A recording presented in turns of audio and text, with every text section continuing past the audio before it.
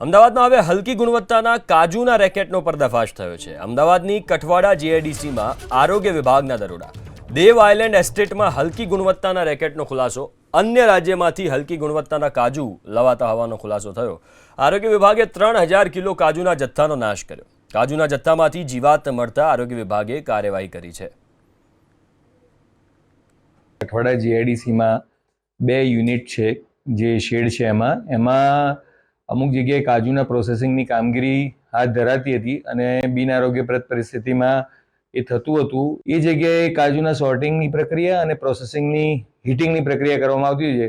જે હીટિંગની પ્રક્રિયા મોટે ભાગે કંઈ હવાઈ ગયું હોય તો એના માટે કરવામાં આવતી હોય એવું ધ્યાને આવ્યું। જે તમામ બોક્સીસમાં કે થેલીઓમાં કાજુ રાખવામાં આવેલા હતા એ ઘણા લાંબા સમયથી રાખવામાં આવેલા એવું જણાવ્યું અને દરેક પેકેટમાં જીવડા પડેલા જોવા મળ્યા અને તદ્દન બિનઆરોગ્યપ્રદ પરિસ્થિતિમાં એ જોવા મળ્યું। જે કાજુના ટુકડા હતા એ ટ્રેડર્સને વેચાણ પેટે તે લોકો આપતા હતા। કોઈ પણ જાતના દસ્તાવેજી પુરાવા એમાં પણ ના રજૂ કરી શક્યા। એટલે જે ધંધો એ લોકો કરતા હતા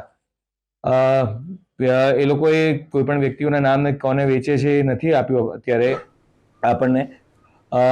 તો તદ્દન લોકોના આરોગ્ય માટે હાનિકારક પ્રવૃત્તિ કરી રહ્યા હતા।